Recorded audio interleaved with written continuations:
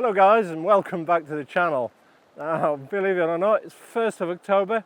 It's wet and windy, but I am really excited. I almost didn't sleep last night.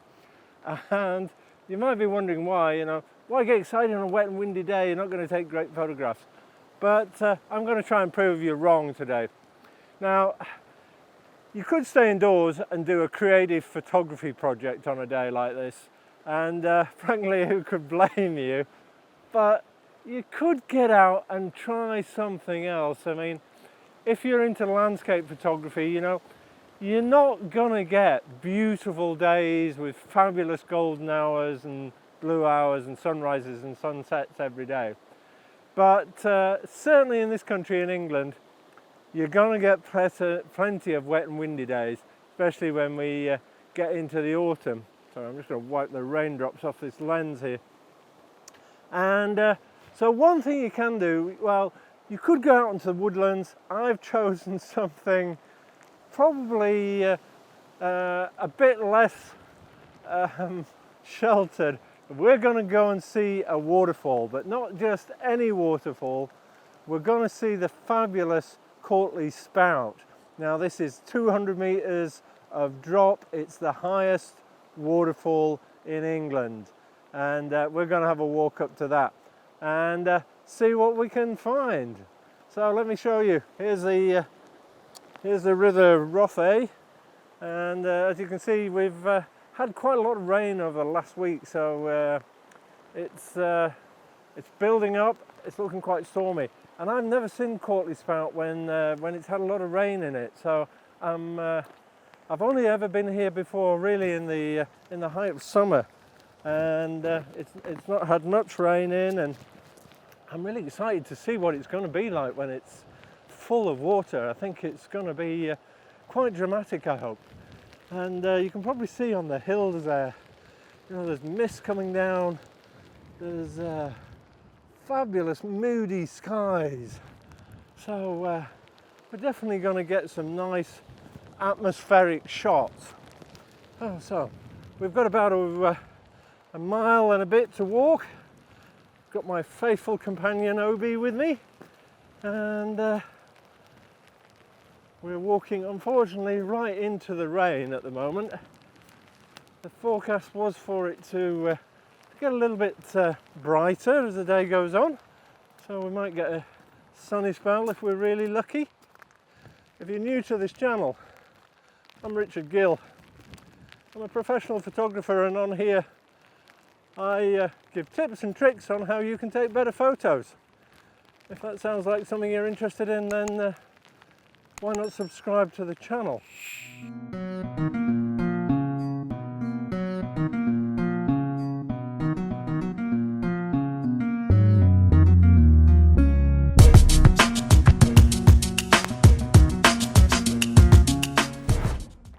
We're just coming around the corner now, and right in the distance there is the waterfall. Getting my first glimpse of it. Fortunately, it's lashing it down with rain just at the minute. Hopefully this will pass over and we'll be able to get a better view of it, but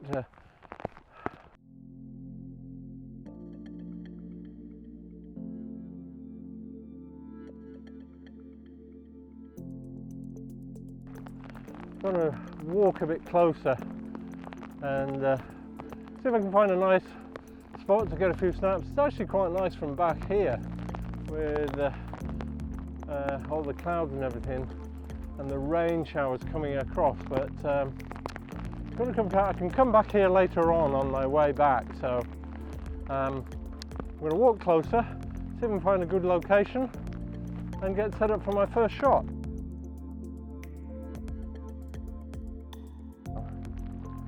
Right, so we're just coming a bit closer to the falls. You can hear this okay. And wow, there is an old Iron Age settlement here, and according to the information board there used to be a track that led from the settlement proper road they made, stone track, to the base of the falls.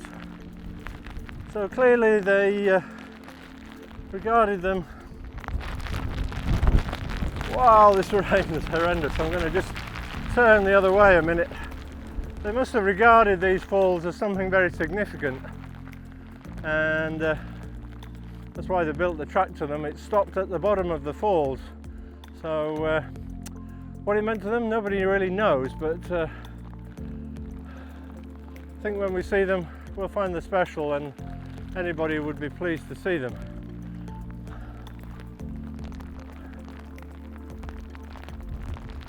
Now, normally one of my tips for taking photographs in the rain is to bring an umbrella, but quite honestly, it is so windy today, it's not going to help. And what I'm going to do, I'm going to take most of my photos on my way back, because I've used the time walking up to find my best locations, and the weather was frankly horrific.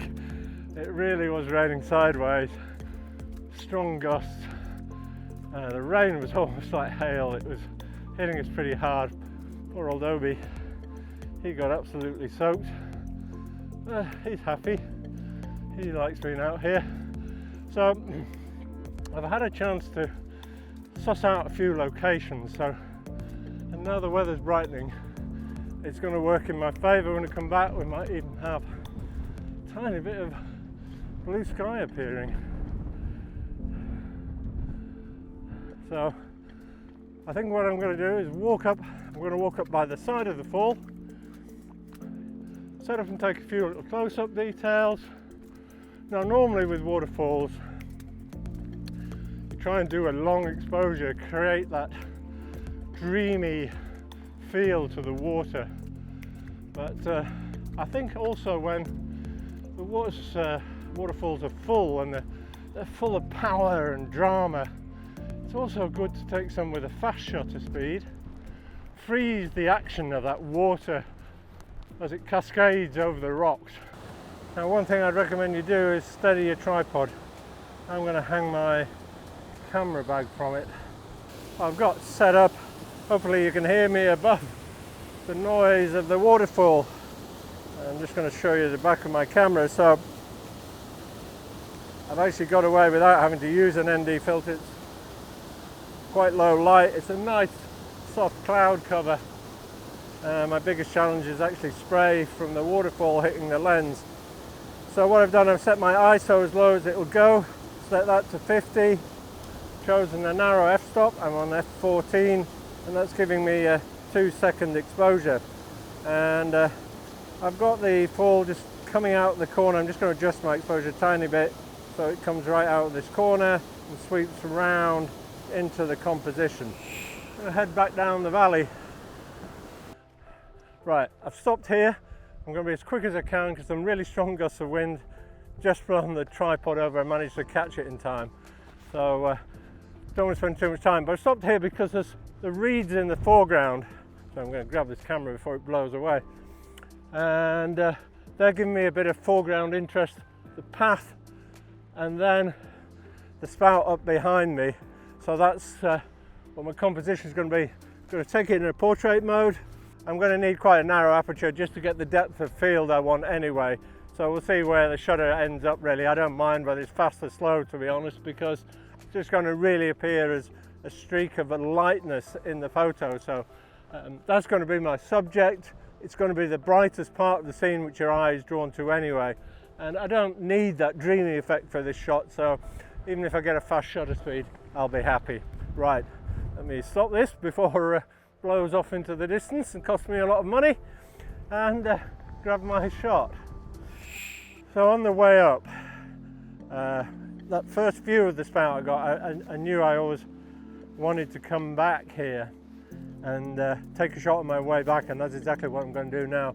Beauty of it is, I'll turn the camera around in 1 second, you can see there's some patches of blue sky and the sun's starting to break through. So that's creating little patches of light in different areas of the fell here, and that's really what's going to bring the photo to life. If you enjoyed this video, do give it a like. I've got one more shot to take after I've caught this scene. I'm going to just make sure the light is just perfect for here and catches different parts of the fell. And then I'm going to go back down to the river and take a picture there. It was just as I was crossing. I couldn't take it on the way in because there was so much rain driving into my face that the camera would have just been covered in rain. So I'm going to take that too. I hope you've enjoyed this video. I've had a lot of fun making it. I've got very wet, it's been very windy. Obi's been quite miserable some of the time. But on the whole, you know, if you love landscape photography, you've got to get out on days like this as well. The beauty of it is, you don't need to get up early in the morning or late at night. You can do this at any time of the day. And this time of the year, especially if you've had a bit of stormy weather, it's perfect. You can see the wind is picking up now, so I have to watch the camera doesn't fall over. But look for days after you've had a few days of rain or a sudden change in conditions, and you'll get some great skies and some great shots. Get out there with your camera and enjoy yourselves. And I'll see you in the next video.